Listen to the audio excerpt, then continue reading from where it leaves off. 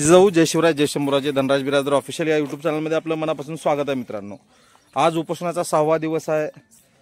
लिंगायत स्मशानभूमीच्या जागेवर म्हाडाच्या वतीने असलेले वृक्ष लागवड थांबवून लिंगायत स्मशानभूमीची जागा खुली करून देण्याबाबत श्री श्यामसुंदरजी तोरकडे साहेब हे गेल्या 6 दिवसापासून उपोषणाला बसले आहेत। आज उपोषणाचा 6वा दिवस आहे, परंतु प्रशासनामध्ये अजूनही जाग येत असल्यासारखं दिसत नाही मित्रांनो। एखाद्या झोपलेल्या माणसाला आपण जागा करू शकतो, पण झोपेचं सोंग घेतलेल्या माणसाला जागा करणं खूप कठीण आहे आणि हे प्रशासन झोपेचं सोंग घेते की काय अशी शंका आज सर्वसामान्य नागरिकांमध्ये इथं उपस्थित होत असताना दिसत आहे मित्रांनो। तुम्ही बघू शकता कशा पद्धतीने महिला असतील, पुरुष असतील, तरुण पोर असतील या ठिकाणी जमा होत असलेलं आपल्याला पाहायला मिळत आहे। आज उपोषणाचा 6वा दिवस आहे। उपोषणकर्त्याची तब्येत खालावत चाललेली आहे, तरी सुद्धा प्रशासनाला जाग येताना दिसत नाही मित्रांनो। मोठ्या प्रमाणामध्ये महिला या ठिकाणी उपस्थित असलेले आपल्याला पाहायला मिळत आहेत। महिला असतील, पुरुष असतील, तरुण वर्ग असेल, मोठ्या प्रमाणामध्ये आंदोलनाच्या ठिकाणी जमा होत असताना आपल्याला पाहायला मिळत आहे। प्रशासन एकदम सुस्तावलेलं आपल्याला या ठिकाणी दिसत आहे मित्रांनो। महिला विचारपूस करत असताना आंदोलन करताना आपल्याला या ठिकाणी पाहायला मिळत आहे।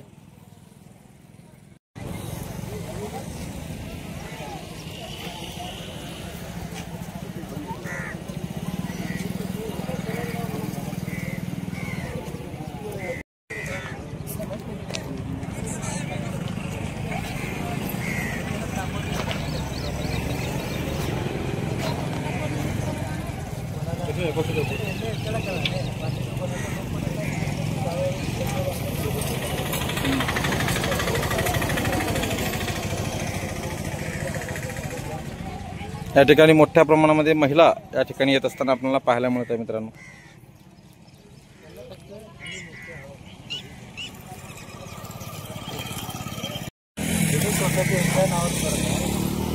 भाडेपट्टे घ्यायचं कोण विचारणार आहे? म्हणजे एवढं लगाम सुटलं याला कोणच विचारणार, याला कोणच विचारणार नाही। म्हणजे रोज आपल्याला तुडू उरते। इथं एक लाईटचं डिमांड घ्यायचं म्हणताना 2,000-5,000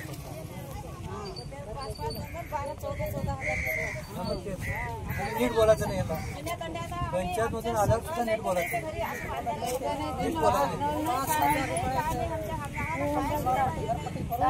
पण घेतलं का घरकुल सांगा मला या 11 वर्षामध्ये आणि तुम्हाला किती वेळा पंचायतला बोलवते आणि किती वेळेला काढता येईल? काम करत आहे आपलं तर एक काम करत आहे।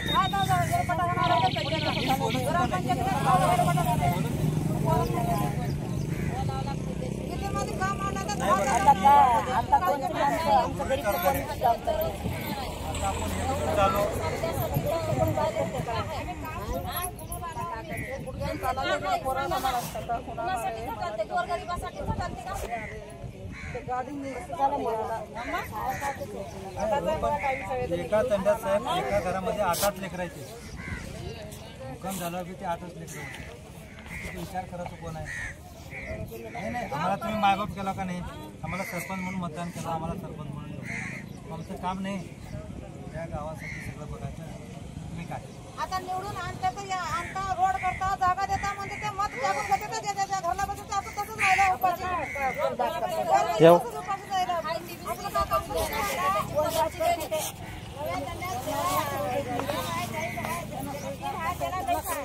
चालू असलेल्या उपोषणाला बघू शकता तुम्ही किती मोठ्या प्रमाणामध्ये प्रतिसाद मिळत आहे।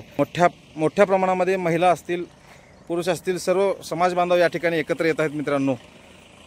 प्रशासनानं याची दखल घेतली पाहिजे। ज्या पद्धतीनं हे आंदोलन लांबत चाललेलं आहे, प्रशासनाला याची दाहकता लक्षात आली पाहिजे। बघू शकता किती मोठ्या प्रमाणामध्ये गावातील नागरिक असतील, सगळ्या महिला असतील या ठिकाणी उपस्थित आहेत मित्रांनो।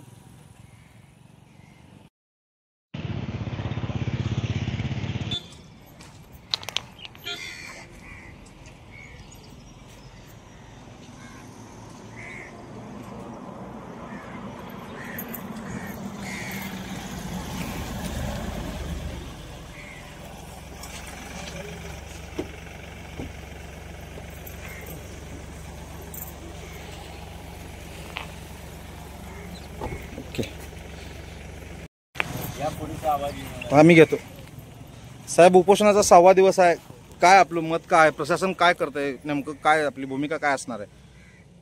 आज 6वा दिवस आहे. आमचा लढा तहसीलदारांशी नाही, कलेक्टरांशी नाही आहे. आमचा लढा हा ग्रामविकास अधिकाऱ्याबरोबर आहे. कारण हे जे काम चालू आहे हे ग्रामपंचायतच्या अंडरखाली चालू आहे. ही जी जागा आहे हे गेल्या 25 वर्षापासून आम्ही आमच्या समाजाच्या याच्यासाठी वापरत असतो, काय स्मशानभूमीसाठी. आणि या संपूर्ण 5 एकरमध्ये आमचे मडे पुरलेले आहेत. 2000 पासून हे आहे आणि 2000 पासून आमच्याच ताब्यात ही जमीन आहे. इथंपर्यंत आमच्या सगळे माहिती इथं आहेत. आम्हाला 14/7 त्या ठिकाणी एक मशीन जात असताना दिसली.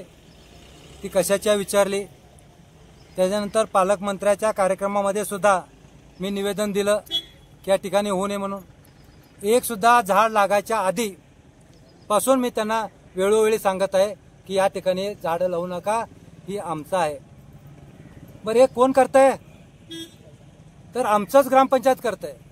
मग मला त्या ग्रामपंचायतीला विचारायचं आहे की बा तू कधी ह्या ठिकाणी माहितीला आलायस का नाही. या 5 एकरमध्ये तुझी कधी मयत झालेलं आहे का नाही, तुझ्या कधी पाहुणेरावळ्याचं इथं मयत झालेलं आहे का नाही, हे त्यानं स्वतः सांगावं. मला लोकांना आव्हान आहे की आपण ह्या ठिकाणी कधी माहितीला आलात का नाही. बघा मला कालपासनं पार उमरग्यापासूनचे लोक भेटतात. ते स्वतः सांगतात की आम्ही ह्या ठिकाणी माहितीला आलेलो आहोत. त्या कडापासून त्या कडापर्यंत आमची माहिती केलेल्या आहेत. आणि ह्याच्यावरती हे मगरूरी जे सरपंच आहेत तिथले ह्या गावचे, मगरूर जे ग्रामसेवक आहेत, यांची मगरूरी कमी करण्यासाठी आणि त्यांच्यावर गुन्हे दाखल केले पाहिजेत अशा प्रकारचं ते लोक वागत आहेत. मला कुणाचंही बोलायचं नाही आहे.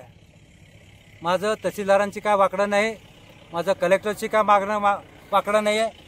आम्हाला फक्त जनतेला विचारायचं आहे की या ठिकाणापासून ह्या 5 एकरमध्ये आपले माहिती झालेत का नाही, एवढं सगळ्यांनी ओरडून सांगा मोठ्यानं.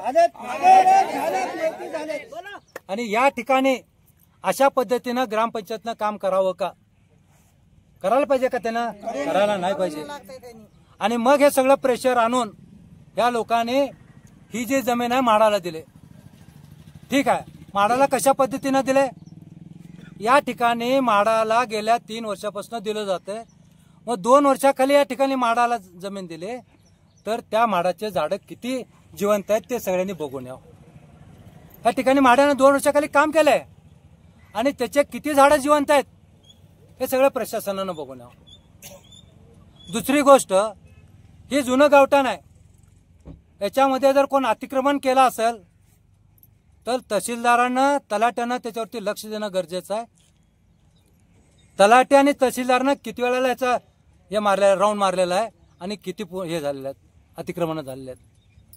आम्ही 3 आमच्याकडे तक्रारी आहेत की सरपंचानं त्या ठिकाणी अतिक्रमण केलेलं आहे, तुम्ही प्रत्यक्षात बघा म्हणून. परंतु वेगळ्या पद्धतीचं राजकारण या ठिकाणी चालू आहे.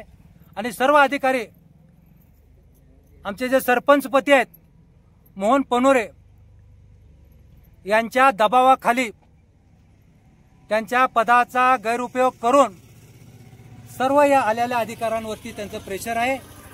कारण आम्ही यांना कुणालाही निवेदन दिलं नाही, आमचं यांचं काही देणं घेणं नाही, आमचं त्या ग्रामसेवकाची आहे.